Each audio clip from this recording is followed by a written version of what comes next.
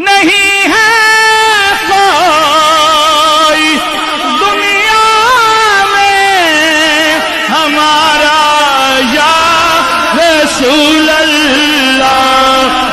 میرے نبی پاک نے فرمایا تو رب کے بارے میں جیسا گمان کرے گا اللہ بھی تیرے لیے ویسا ہی بن جائے گا، اللہ ویسا بن کے تجھے نوازے گا۔ اگر تیرا یہ ذہن بن جائے نا کہ جو اللہ مجھے دے گا وہ مجھے ہی دے گا، تو اللہ تبارک و تعالیٰ سب سے بڑھ کر تجھے ہی عطا فرمائے گا۔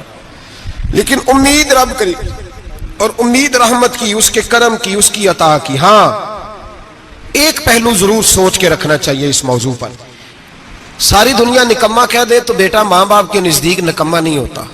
باپ بیچارہ ایک غلطی بچہ کرتا ہے تو وہ جاتا ہے، دوسری کرتا ہے تو جاتا ہے، تیسری جگہ بھی اس کے حصے کی معافی مانگنے جاتا ہے، بڑا کچھ کرتا ہے۔ پھر ایک وقت آ ہی جاتا ہے کہ جب باپ مجبور ہو کے اخبار پہ اشتہار دیتا ہے کہ میں نے اسے آگ کر دیا ہے، اب میں اس کے سیاہ سفید کا مالک۔ کیا خیال ہے آپ کا؟ پہلی غلطی پہ ابا جی ایسے کر دیتے ہیں جی، دوسری پہ کرتے ہوں گے؟ کب کرتے ہیں؟ جب بولے جب حد ہو جاتی ہے۔ اور ایک دو اشتہار نہیں ہوتے، آپ سویرے اخبار کھولیں، اخبار کے اندر کے صفحات کا مطالعہ کریں تو شاید درجنوں اشتہار ہوتے ہیں آنکھ نامے کے۔ بھئی کس باپ کا دل کرتا ہے کہ وہ بیٹا جس کے لیے اس کی امید ہے کہ کل میرے بڑھاپے کا سہارا بنے گا، وہ لکھ کے دے دے کہ میرا رشتہ ہی کوئی نہیں بیٹے کے ساتھ؟ کس کا دل کرتا ہے؟ اور پھر یہاں تک نہیں ہوتا، بلکہ آپ قانون جاننے والے لوگوں سے کبھی پوچھیں، وہ آنکھ نامہ لوگ عدالتوں میں جمع کراتے ہیں، کہتے ہیں جی میں نے تو اخبار میں نکال دیا، میرا اس کے ساتھ کوئی تعلق، اماں کہتی ہے میرا کوئی رشتہ نہیں۔ کیوں؟ کب ہوتا ہے ایسے؟ جب بچہ حد کر دے، جب بچہ ایک دو تین چار غلطیوں پہ ایسا، اللہ بھی بندے کو سزا دیتا ہے، لیکن کب؟ جب بندہ باز ہی نہ آئے بندہ، توبہ کرے ہی نہ، رجوع ہی نہ کرے، سوچے نہ کہ مجھے اللہ کی بارگاہ میں جانا چاہیے۔ ہم لوگ اپنا ایک ذہن بنا کے زندگی گزارتے ہیں، ایک ذہن بنا کے، بلکہ لوگ گناہوں کے نام بدل کے وقت گزارتے ہیں۔ ہم اپنے نفس کا بت بنا کے سارا وقت اسی کی پوجا پہ معاذ اللہ لگا دیتے ہیں، بس یہ ٹھیک ہے، یہ ٹھیک ہے اور یہ ٹھیک ہے، چوتھی بات صحیح کوئی نہیں۔ اسی کے اندر ہم الجھے رہتے ہیں میرے بھائی، رحمت الہی کا غلط تصور اپناتے ہیں۔ او میرے بھائی، کسی بندے کی مجبوری تو معاف ہوتی ہے، لیکن اگر کوئی جان بوجھ کے زیادتی کرے تو وہ معاف، اس کی معافی، جس بچے کو پتا ہو نا استاد کو کہ اس کے واقعی گھر میں فوتگی ہو گئی تھی، استاد اسے سزا نہیں دیتا۔ جس کا پتا ہو کہ واقعی یہ بیمار تھا تو استاد اسے کلاس میں کھڑا نہیں کرتا۔ جس کا پتا ہو کہ یہ زیادتی کر رہا ہے، جان بوجھ کے کر رہا ہے، استاد اسے ڈنڈوں سے مارتا ہے اور زیادہ مارتا ہے، کہتا ہے تو نالائق ہے، تو جان بوجھ کے کرتا ہے۔ میرے بھائی اللہ کی رحمت ہے، ہر ایک پہ برستی ہے، لیکن ایک بندہ کھڑا ہی ہو جائے رب کے مقابلے میں، وہ نہ نماز پڑھے، نہ مسجد آئے، نہ کوئی کام کرے، نہ وہ دین کی طرف توجہ کرے، نہ وہ کبھی اللہ سے استغفار کرے، نہ وہ کبھی جائز کام کی طرف توجہ کرے، ساری زندگی حرام کٹھا کرے، ناجائز کرے، تو اب تو نے حد کر دی۔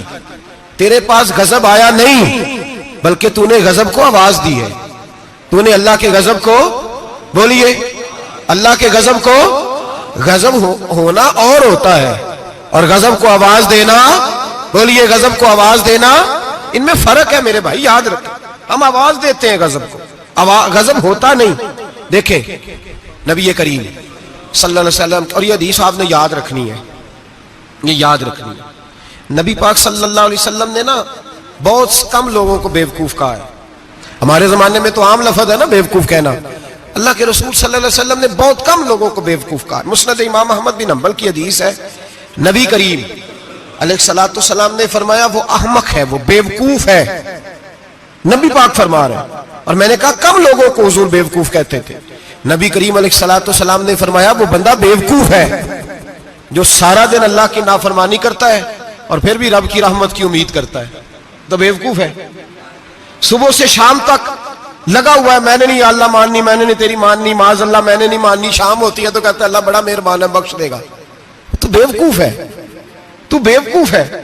تو بتانا کیا مجبوری تھی نماز نہ پڑھنے کی؟ کس نے تجھے گن پوائنٹ پہ کہا تھا حرام کھانے کو؟ اور فلاں آدمی کی تو نے غیبت کی تو تیرا اس میں کیا فائدہ تھا؟ یہ جو تو نے صرف 10 بندوں کو ہنسانے کے لیے جھوٹا لطیفہ سنایا، اس میں تیرا کیا نفع تھا؟ تو صبح سے شام تک نافرمانی کرتا ہے، شام کو کہتا ہے اللہ کریم ہے معاف کر دے گا، اللہ مہربان ہے معاف کر دے گا۔ استاد مہربان ہوتا ہے کہ نہیں؟ فیل کیوں کرتا ہے امتحان میں؟ بولے استاد باپ ہوتا ہے نا، اس کا دل کرتا ہے شاگرد فیل ہو جائے تو کیوں کرتا ہے؟ لیکن شاگرد نے زیادتی کی، اس نے پڑھا نہیں، اس نے، میں نے کہا باپ آنکھ نامہ لکھواتا ہے، مجبور ہو کے لکھواتا ہے نا۔ او بھائی یاد، بڑی پیاری مثال ملا رومی لکھتے ہیں، کہتے ہیں میرے گاؤں کی ایک بی بی تھی، اس بی بی نے ایک بچڑا پالا ہوا تھا۔ دیہاتوں میں نا بوڑھی مائیں بچڑے کو پیڑا دیتی تھی اور نام بھی رکھ لیتی تھی، کسی نے مٹھو نام رکھا ہوتا تھا، کسی نے کوئی نام۔ کہتے ہیں ماں نے بچڑا رکھا ہوا تھا، اماں اس کو آواز دیتی تو بچڑا دوڑا آتا، اماں اس کو پیڑا کھلاتی، بچڑا بڑا پیارا تھا، جوان ہو گیا۔ اماں اس لیے بچڑا پال رہی تھی کہ جب بچڑا بڑا ہو جائے گا تو ہل کے اندر بچے اسے لگائیں گے، کھیتی میں ہل چلائیں گے۔ بچڑا بڑا ہو گیا، اماں کے بیٹے کہنے لگے اماں لا، تو نے بڑا کھلا پلا لیا، اس سے کوئی کام لیتے ہیں۔ ہل کے آگے لگایا تو کہنے لگا میں نے تو نہیں چلنا۔ اماں کے پاس آئے، کہنے لگے یہ نہیں چلتا۔ اماں کہنے لگی چلو ٹائم دو تھوڑا، سمجھ جائے گا۔ پھر موقع دیا، پھر آئے، کہا اماں اب تو ہم نے اس کے ناک میں نکیل بھی ڈال دی ہے، لیکن اب بھی یہ ہل میں چلنے کو تیار ہے۔ ملا رومی رحمت اللہ علیہ فرماتے ہیں پھر کہا اماں سے، اماں کہنے لگی چلو تھوڑا ٹائم اور دے دو، سیانا ہو جائے گا۔ تھوڑا ٹائم اور دیا، ڈنڈے بھی مارے، لیکن وہ سیانا ہونے کو تیار ہے۔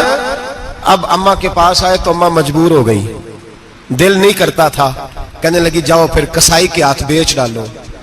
وہ گیا کسائی کے پاس، اسے کاٹا گیا، اس کی کھال اتاری گئی، اس کے چھوٹے چھوٹے پیس کر کے کھا گئے لوگ۔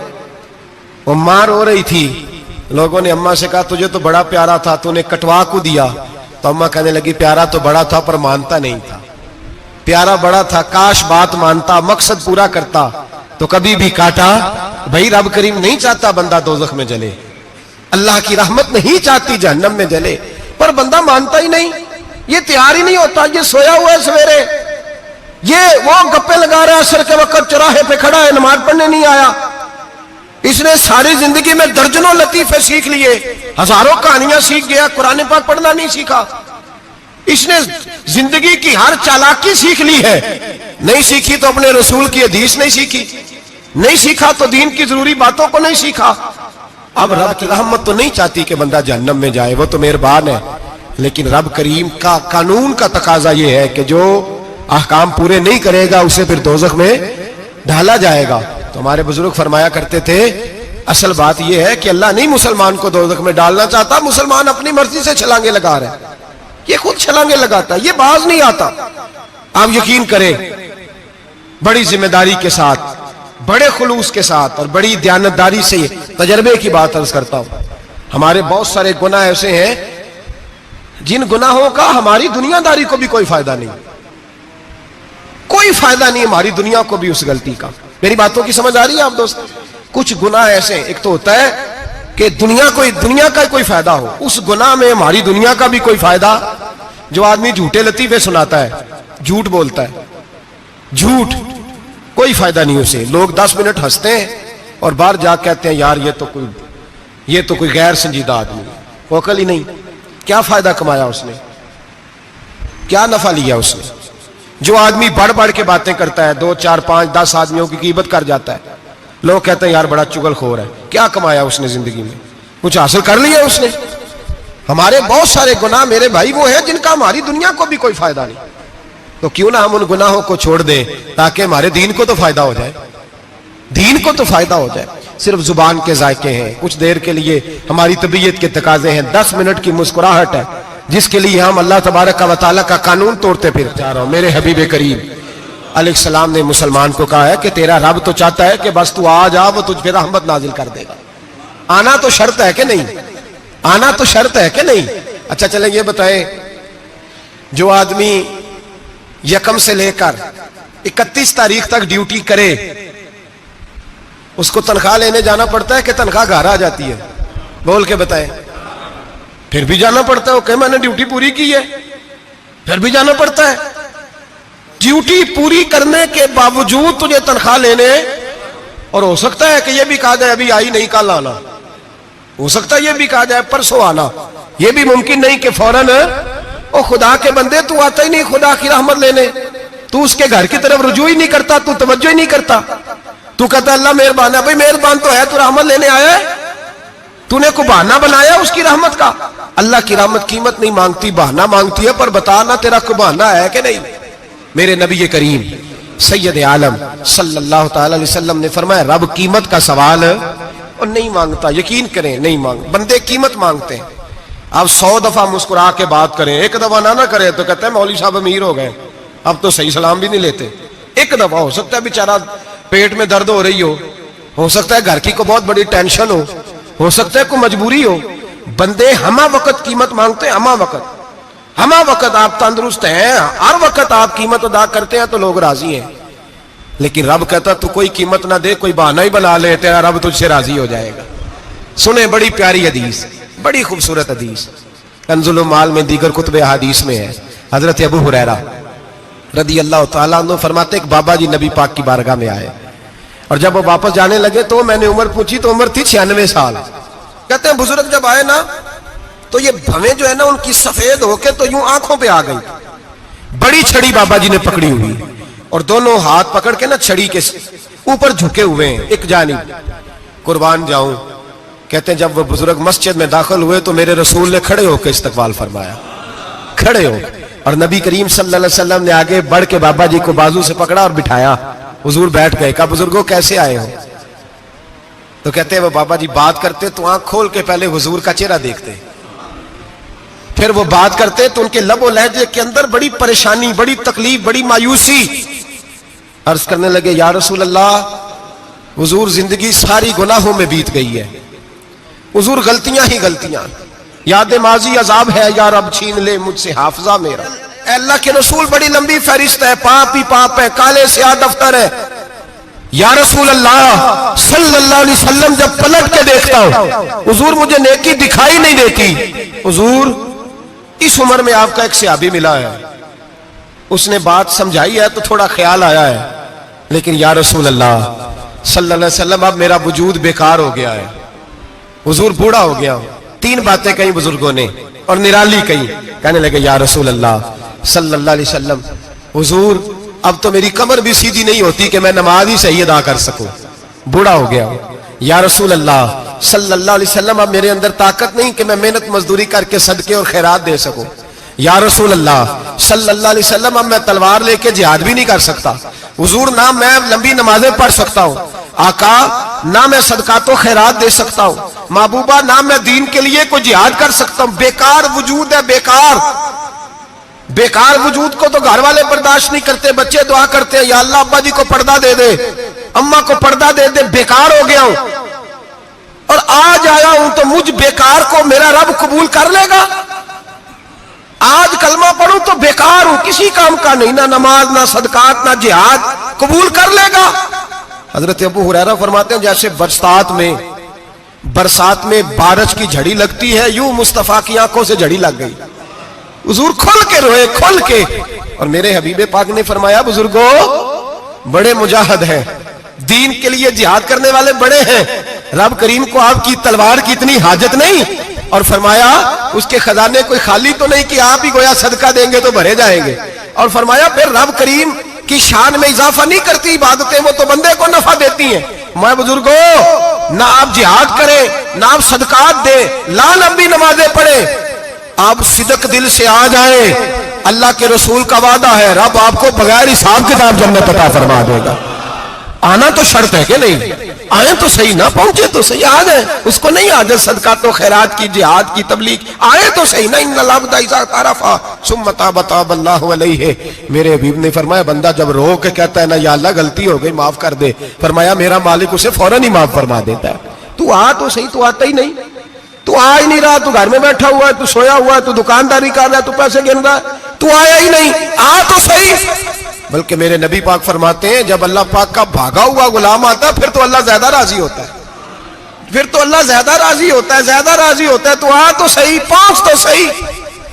बल्कि सूफिया तो और बात करते हैं, वो कहते हैं तो कभी भूल के भी रब रब करे तो अल्लाह तो उसे भी कबूल कर लेता है, भूल के। मुल्ला रूमी कहते हैं बनी इस्राइल का बंदा है, सनम पत्थर को कहते हैं, बुत को कहते हैं, बुत के सामने खड़ा है और सारी रात कहता है या सनम या सनम या सनम, ए पत्थर ए बुत, सारी रात पुकारता रहा। रात गहरी हो गई, नींद का गलबा थक गया, सोने के करीब आया तो गलती से मुंह से निकल गया या समद, या सनम की जगह निकल गया رب کریم نے فرمایا جبریل دوڑ کے جا, جو مانگتا ہے اسے دے دے. حضرت جبریل عرض کرتے ہیں مولا بھول کے تیرا نام لے رہا ہے, بھول کے لے رہا ہے. تو رب کریم نے فرمایا چل نام تو میرا ہی لے رہا ہے نا, میرا لے رہا ہے نا. یا اللہ وہ اللہ کریم نے فرمایا جھوٹے کے سامنے ساری رات کا کھڑا ہے, ساری رات کا پکار رہا ہے, اسے کچھ نہیں ملا, تو سچے کا نام لیا ہے. اگر میں بھی کچھ نہ دوں اور بت میں اور مجھ میں فرق کیا رہ جائے گا؟ جا جو مانگتا ہے جھولی بھر کے دے, نام تو لیا ہے نا. او بھائی تو بہانا تو بنانا, وہ آ تو صحیح نا, تو یہاں آ جا, پہنچ جا, آ جا, بس بیٹھ جا, اس کی بارگاہ ناز میں حاضر تو ہونا. تجھے فرصت ہی نہیں, تو یاروں کے لیے ٹائم نکالتا ہے, بازاروں کے لیے ٹائم نکالتا ہے, گلیوں کے لیے ٹائم نکالتا ہے, چوکوں چوراہوں کے لیے ٹائم نکالتا ہے, ہفتے میں ایک دن ہوٹلنگ کے لیے بھی جاتا ہے, لیکن کبھی چھپ کے 2 نفلوں کی تجھے توفیق نہیں ہوتی. اور میں کئی دفعہ کہہ چکا ہوں, جس بندے کو بغیر عبادت کے رزق زیادہ ملنے لگ جائے اس پر آزمائش ہوتی ہے رب کریم کی. اللہ فرماتا ہے اس کو پیسے دو, اسے آنے نہ دینا, اس کو چل پیسے دوڑ جا. لوگ سمجھتے ہیں میں بڑا ذہین و عقل مند ہوں, دیکھو میں اپنی ہوشیاری سے چلاکی سے آگے نکل گیا. تو آزمائش ہے, یہ تو آزمائش ہے رب کریم کی طرف سے, یہ تو اس کی خفیہ تدبیر ہے. میرے بھائی اس کی بارگاہ ناز تک جو آ گیا, آنا تو ہماری ذمہ داری ہے کہ نہیں, پھر اس کی رحمت آگے بڑھ کے استقبال کر لیتی ہے, پھر اللہ کا فضل اس کو تھام لیتا ہے اس بندے کو. اور خدا کی رحمت کتنی زیادہ ہے. میرے حبیب کریم سید عالم صلی اللہ علیہ وسلم نے فرمایا اللہ نے اپنی رحمت کے 100 حصے کیے. حضور فرماتے ہیں ایک حصہ اللہ نے دنیا میں نازل کیا ہے. کتنا؟ ایک حصہ. فرمایا یہ جو ماں بیٹے سے پیار کرتی ہے, باپ بیٹے کے لیے مزدوری کرتا ہے, یہ جو بہن بھائی کے لیے روتی ہے, یہ جو بیوی شوہر کے لیے دعا مانگتی ہے, یہ جو بچے ماں باپ سے پیار کرتے ہیں, فرمایا یہ اس ایک رحمت کا نتیجہ ہے, ایک رحمت کا نتیجہ. تو صحابہ کہنے لگے یا رسول اللہ وہ 99 کدھر ہیں؟ نبی پاک نے فرمایا رب کریم نے سنبھالی ہوئی ہے, قیامت کے دن تمہیں عطا فرمائے گا. ابھی تو ایک نازل کی ہے, ابھی اللہ نے.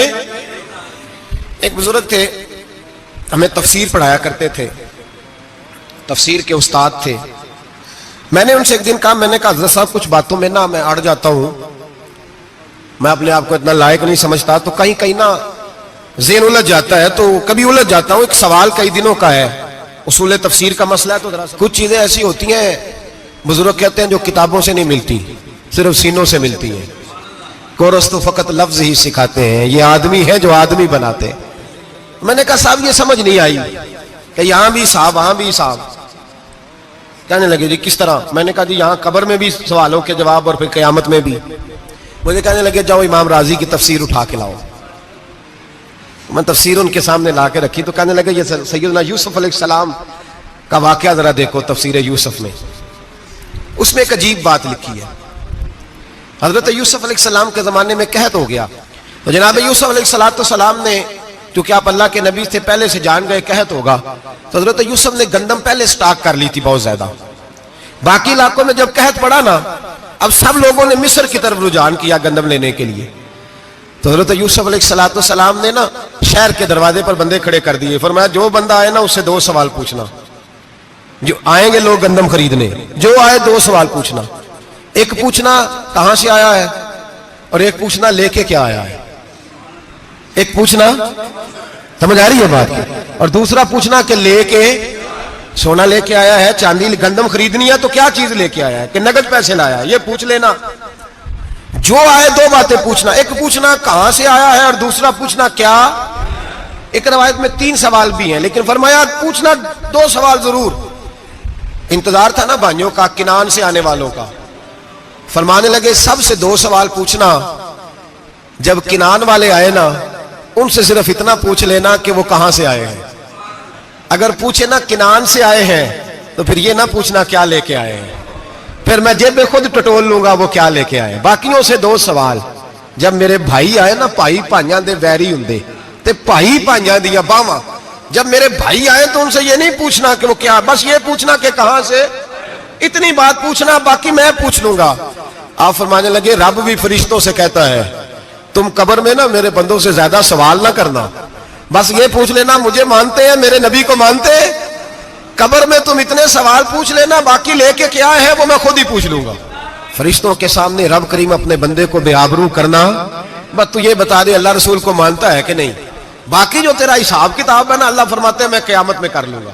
میں پوچھ لوں گا اس کا کیا علاج کرنا ہے, بس تم اتنا بتا دو مجھے مانتے ہو میرے رسول کو, میرے بھائی میرے نبی کریم علیہ السلام فرماتے ہیں جو بندہ توبہ کرنے والا تھا, اللہ کی بارگاہ میں آنے والا تھا, بار بار توبہ کرتا تھا, احساس رہتا تھا, اسے احساس تھا, آیا کرتا تھا, پھر بھی غلطیاں ہو گئی, قیامت کے دن رب کریم اپنے فضل کی چادر اس پہ ڈالے گا, فضل کی چادر ڈالے گا, اور رب کریم اس سے پوچھے گا یہ گناہ کیا تھا, اور نبی پاک فرماتے ہیں اس نے بڑے بھی گناہ کیے, اللہ چھوٹے چھوٹے گناہوں کے بارے میں پوچھے گا, یہ غلطی کی تھی, یہ گناہ, بندہ ڈر رہا ہے, وہ کہہ رہا ہے پتہ نہیں سزا کیا ملے گی, کیونکہ دنیا میں بھی ڈرتا رہا, یہاں بھی ڈر رہا ہے. شرط یہ ہے کہ احساس والا ہو, آتا رہو, پھر بھی غلطیاں ہو گئی, خیال کرتا تھا, محنت کرتا تھا, نیک ہونے کی جدوجہد کرتا تھا, کوتاہیاں رہ گئی, یہ گناہ کیا تھا یا اللہ بھول گیا تھا, یہ گناہ کیا اللہ مجھ سے غلطی ہو گئی, یہاں بھی کیا تھا یا اللہ غلطی ہو گئی.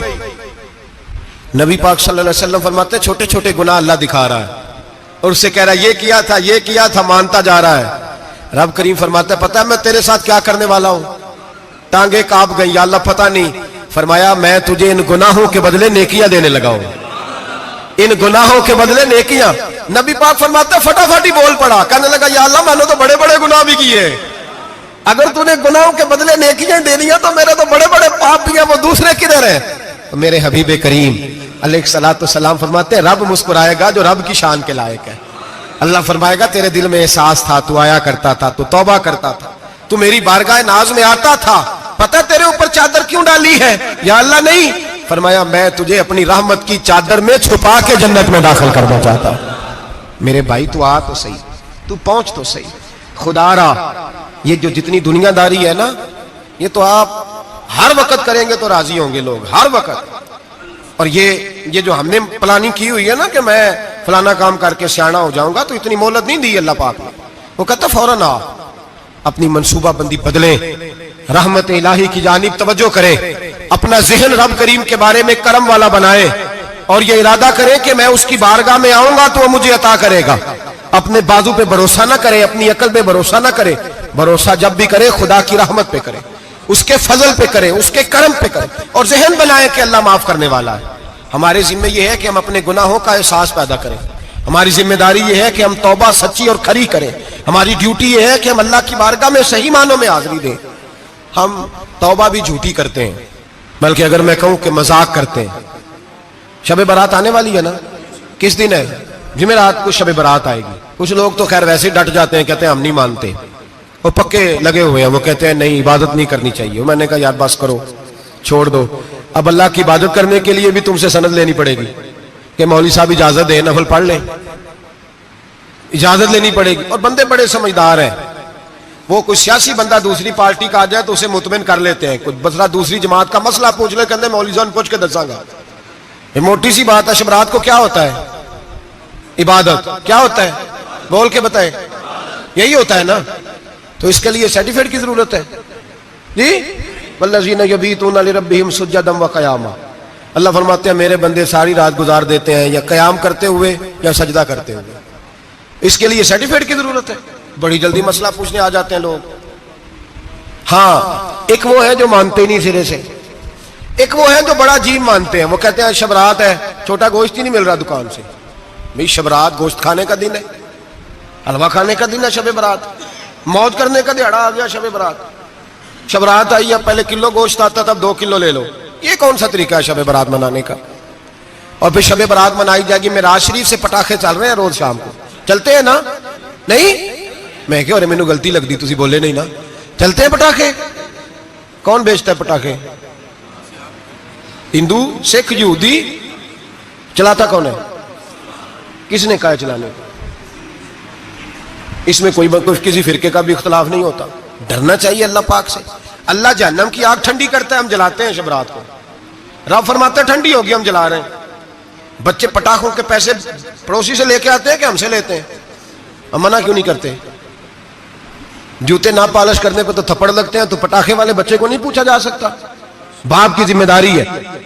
اور محدثین نے مسئلہ لکھا ہے, اگر بچہ نابالغ کوئی غلطی کرتا ہے تو اس کا باپ ذمہ دار ہے, جواب دے اس کی جگہ پہ. ان کو سمجھائیں. شب برات آئے گی, پھر توبہ ہوگی, ہر مسجد سے رونے کی آواز آئے گی, زور زور سے لوگ روئیں گے, تڑپیں گے, اجتماعات ہوں گے, بڑے بڑے اجتماعات ہوں گے, तौबा करेंगे लोग, करेंगे ना इंशाअल्लाह ताला, आएंगे ना लोग मस्जिदों में, फिर सवेरे झूठ बंद हो जाएगा ना, अगली सुबह मिलावट खत्म, कम तोलना खत्म। ये कैसी तौबा है? वो दुकानदार जो शबरात वाले दिन गलत सूजी फरोख्त कर रहा है, मिलावट वाली चीनी बेच रहा है, ताकि दवाइयों में धोखा देते हैं लोग, दवाइयों में धोखा देते हैं। एक डॉक्टर खुद मुझे कहने लगे, वो मेरे दोस्त है, हल्का फुल्का कोर्स किया हुआ है, कहते मेरे दोस्त है कई सारे लोग, तो एक ऐसा ही हमारे शोबे का आदमी था, तो अपने अब्बा जी को वो ड्रिप लगाने लगा, तो अब्बा जी कहने लगे पुत्र मिन्नू असली ला दे तेरी मेहरबानी, मिन्नू असली ला दे तेरी मेहरबानी, लोखा अली ना ला दे। ये हाल हो गया। दवा, मुझे बताएं वो कौम इखलाकी तौर पे कितनी गिर चुकी है जो दवाइयों में जहर बेचती है, दवाइयों में। और मैं इंशाल्लाह किसी मौके पर तफसील से इस पर गुफ्तगू करूंगा, बड़ी तफसील से। मैंने बहुत सी मालूमात इकट्ठी की हैं कि कितना जुल्म करते हैं ये लोग, लिखने वाले भी, लाने वाले भी, बेचने वाले भी, कितने बड़े मुजरम हैं, सेहत के साथ खेलते हैं। सेहत 12 लाम दाम बरसरे, मतलब जिस आदमी ने धोखे का माल ला के रखा है शबरात वाले दिन के रात तौबा भी करनी है और सवेरे ये बेचना भी है, वो तौबा करने आया। जिसने धोखे का माल ला के रखा है कि सवेरे बेचना है और रात तौबा भी करनी है, वो तौबा कर रहा है कि मजाक कर रहा है? तौबा मेरी तौबा, अस्तगफिरुल्लाह, या अल्लाह माफ कर दे, ऊंची ऊंची आवाज में रो रहा है, और सवेरे सारे चक्कर वही हैं। ये कैसी तौबा है? तौबा क्या है? मेरे नबी पाक अलैहिस्सलाम के गुलामों ने तौबा की तकसीम की।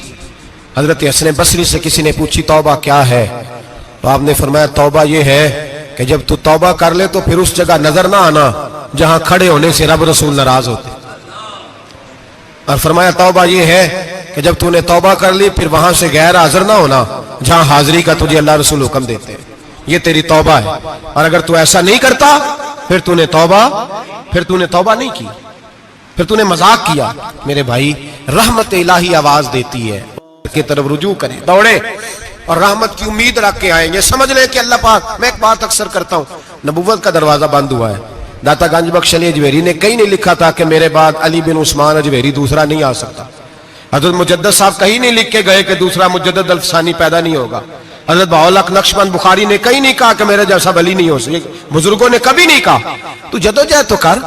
इकबाल कहते हैं आज भी हो अगर इब्राहिम का ईमान पैदा, आग कर सकती है अंदाजे गुलिस्तां पैदा। तू प्रोग्राम तो बना, आगे की तरफ तो सफर कर। मेरे नबी करीम सैयद आलम सल्लल्लाहु अलैहि वसल्लम ने फरमाया तेरे आ जाने से तेरा रब राजी हो जाता है। जब तू आता है तो तेरा अल्लाह राजी हो जाता है। ये जो हमारी मुश्किलात होती है ना, जिनमें हम उलझे होते हैं, वो जो हमें जादू हो जाता है, तवीज कर देते हैं हमारे करीबी रिश्तेदार, वो तवीज नहीं होते, वो हमारे अमाल की सजा होती है, हमारे अमाल की सजा होती है। हम वो ढूंढते फिरते हैं कि बाबा मिल जाए, फूक मारे सही कर दे, हालांकि वो हमारे अमाल की सजा है। हमें अपनी तरबियत करनी चाहिए हमें। और वैसे भी दम दुरूद तवीज धागा, मैं अक्सर कहा करता हूं, मैं कहता हूं मैंने किसी किताब में नहीं पढ़ा कि कोई बंदा नबी पाक से यमन से दम कराने आया हो कि मैं हुजूर से दम कराने जा रहा हूं, मिस्र से आया हो दम कराने, शाम से दम कराने आया हो। मेरे नबी पाक के पास जो भी आया करता था, नबी पाक का दीन सीखने आया करता था। दम दुरूद तो एक ज़िमनी चीज है, जिल्ली चीज है, हो गया तो ठीक है, वरना अल्लाह पाक अगर बीमारी में राजी है तो नबी पाक ने खुद बीमारी को सीने से नहीं लगा के रखा। खुद अल्लाह के महबूब सैयद आलम सल्लल्लाहु अलैहि वसल्लम का विसाल बीमारी के साथ हुआ, तो बीमारी तो मुरीदनी है मेरे नबी पाक की, वो तो कनीज है हुजूर के घर की। आम दाम बरसरे मतलब खरी तौबा, सच्ची तौबा। और किस तरह की तौबा?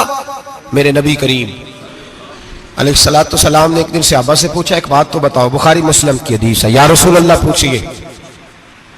नबी पाक सल्लल्लाहु अलैहि वसल्लम ने फरमाया अगर कोई आदमी सहरा में सफर कर रहा हो, बहुत बड़ा सहरा हो, ऊंट पर उसका सफर हो और उसने ऊंट पर खाने पीने का सामान बांधा हो, पैसे भी रखे हो, पानी भी रखा हो, थक गया सफर करता करता, दरख्त की एक टहनी के साथ ऊंट की नकेल बांधी और दरख्त के नीचे लेट गया आराम करने के लिए। अल्लाह के हबीब फरमाते हैं अचानक उसकी आंख लग गई। जब जागा तो उसने देखा कि ऊंट तो गायब हो गया है, अब ना खाना है, ना पानी है, ना पैसे हैं, और सहरा बड़ा लंबा है, पैदल सफर भी नहीं कर सकता। थोड़ा सा ढूंढा, फिर मौत का इंतजार करने लगा, सोचने लगा मौत आएगी, अब मर जाऊंगा। अल्लाह के महबूब फरमाते हैं थोड़ी देर गुजरी, जब बिल्कुल मायूस हो गया था तो अचानक नजर पड़ी तो ऊंट उसका सामने खड़ा था। नबी पाक से अब्बा से पूछते हैं बताओ, उसकी कुल कायनात उजड़ गई थी, रास जाया हो गई थी, हर शय लुट गई थी, दोबारा उसे मिल गई है, बताओ उसे कितनी खुशी होगी। सहाबा कहने लगे या रसूलल्लाह नई जिंदगी मिल गई उस बंदे को, وہ ساری دنیا سے زیادہ راضی ہے. تو میرے کریم رسول صلی اللہ علیہ وسلم نے فرمایا رب کریم کا نافرمان بندہ جب اس کی بارگاہ میں آ کے توبہ کرتا ہے تو اللہ اس سے بھی زیادہ راضی ہو جاتا ہے.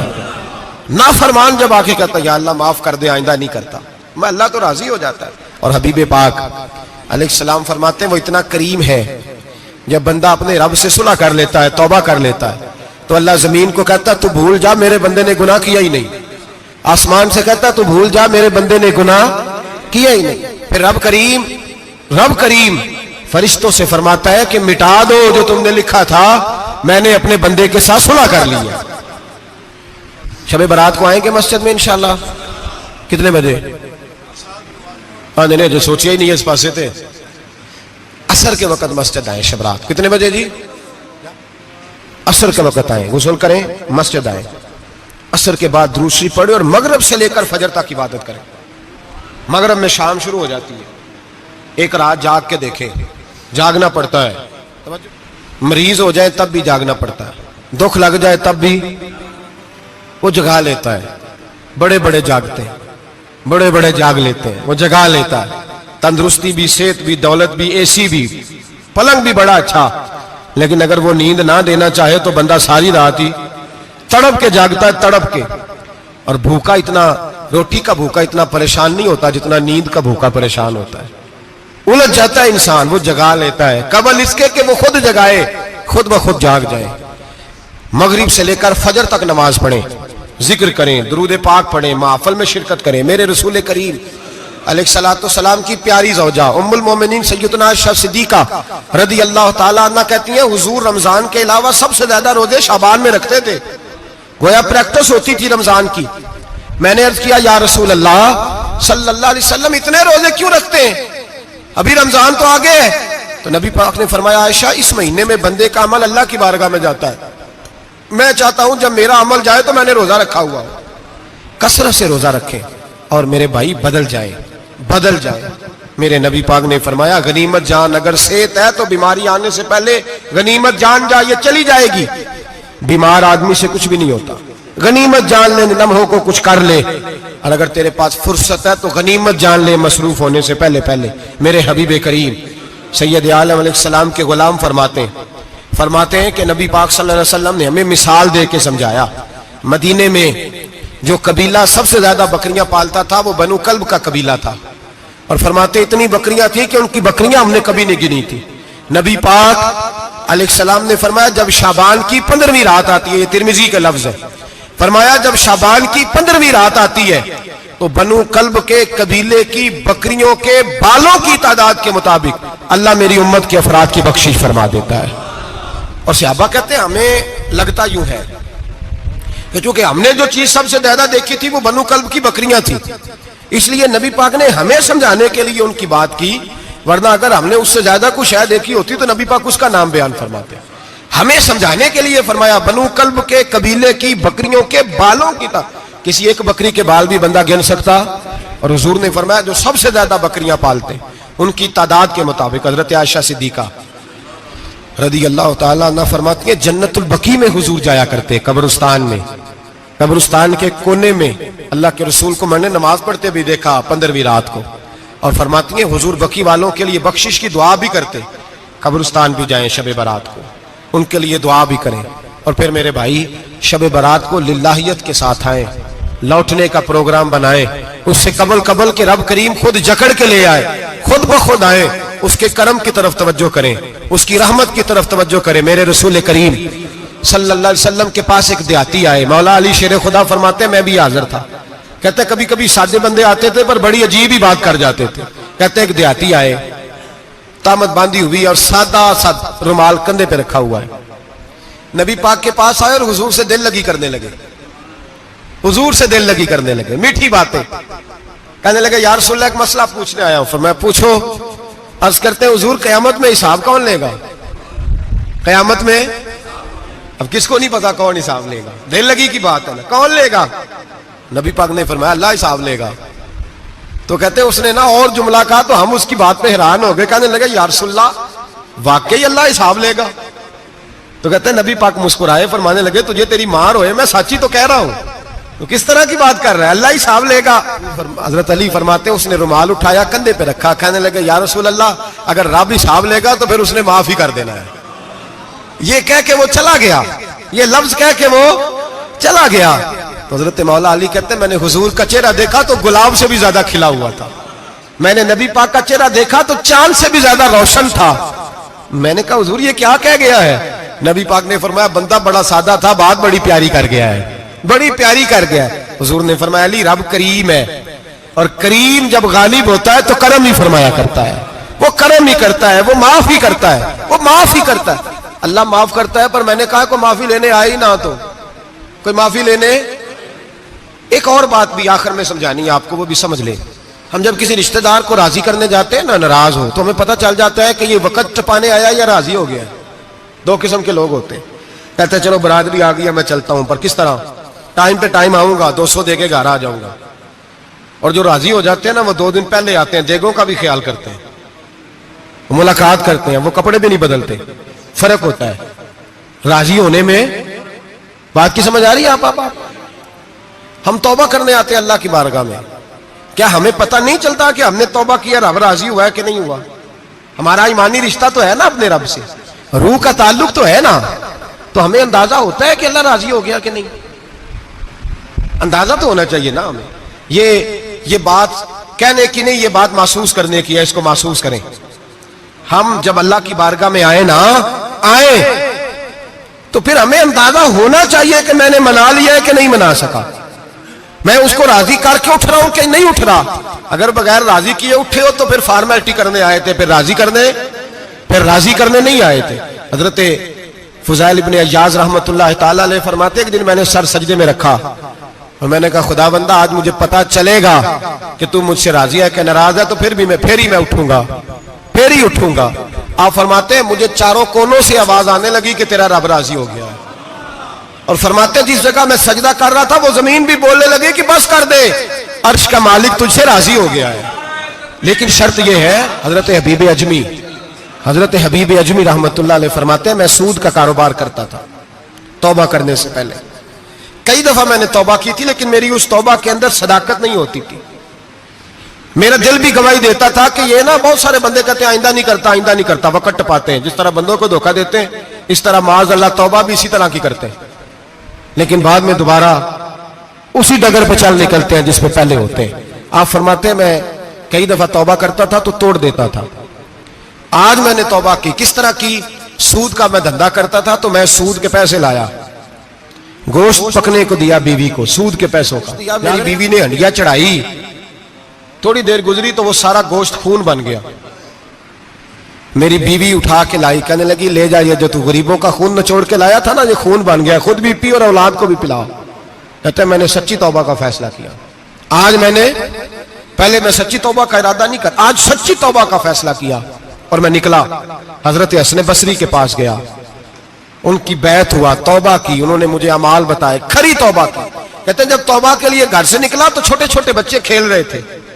ایک بچہ کہنے لگا پیچھے ہٹ جاؤ, بہت بڑا سودیا ہے, اس کا سایہ بھی پڑ گیا تو ہمارے اندر نحوست آ جائے گی, پیچھے ہٹ جاؤ, سود کا دھندا کرتا ہے.